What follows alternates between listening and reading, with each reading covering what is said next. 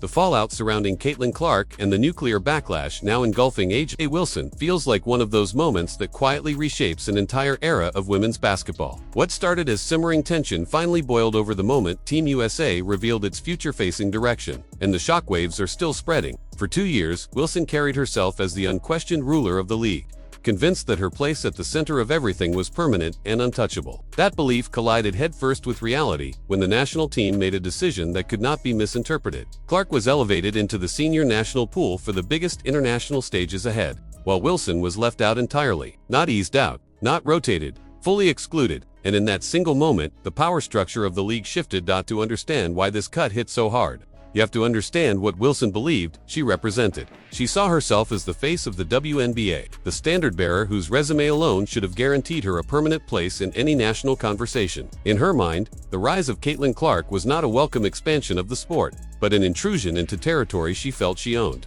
That mindset fueled 2 years of passive shots, dismissive comments, and public skepticism aimed squarely at Clark's legitimacy. The irony is brutal. The same player Wilson worked tirelessly to diminish became the one Team USA decided to build around. This was not a popularity contest. It was not about jerseys sold or social media metrics. Team USA's decision was a cold evaluation of what actually survives under international pressure. The coaches and scouts were not hypnotized by domestic accolades. They were studying film from exhibition play, watching how games unfolded when whistles disappeared and physicality increased. That is where the uncomfortable truth surfaced. Wilson's dominance, so overwhelming in the WNBA, has long relied on a rhythm shaped by officiating patterns that simply do not exist on the international stage. Her game thrives on frequent stoppages, on contact that turns into free points, on a flow built around the expectation of calls. When those calls vanish, the foundation cracks. International basketball is unforgiving. It moves faster, allows more contact, and demands constant adjustment.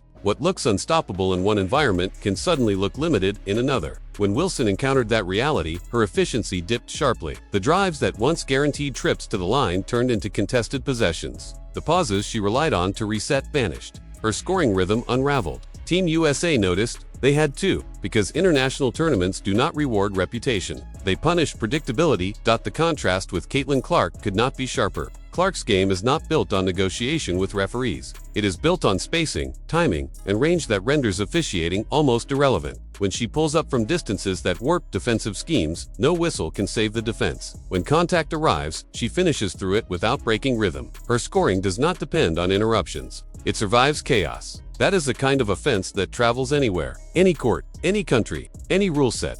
This is why the decision felt inevitable once it happened. One player requires a very specific environment to flourish. The other creates her own environment wherever she steps on the floor. Team USA is not assembling a highlight reel. It is assembling a unit designed to survive hostile crowds, unfamiliar referees, and relentless physicality. In that context, the choice becomes brutally simple. What followed only reinforced the decision. When the preliminary pool was released and Wilson's name was absent, the response was not quiet reflection or professional resolve. It was panic, phone calls, demands, attempts to reframe the narrative after the fact. Meanwhile, Clark responded the only way she ever has, with composure and focus, acknowledging the opportunity and turning her attention to preparation. That contrast told a story no press release ever could. One reaction screamed entitlement, the other radiated readiness. For 2 years, Wilson convinced herself she was protecting the league from being overshadowed. She framed her resistance to Clark's rise as a defense of sustained excellence, as if new attention somehow threatened the sport instead of expanding it. Team USA saw something very different.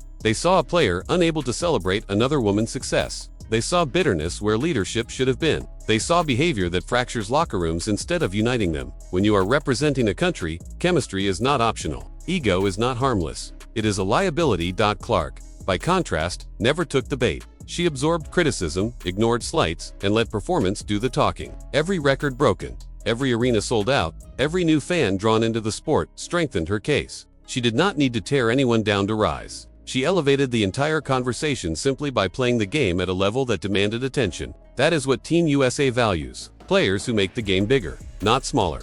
The harshest truth in all of this is that Wilson did not lose her place because of one camp or one stretch of games. She lost it because of a pattern.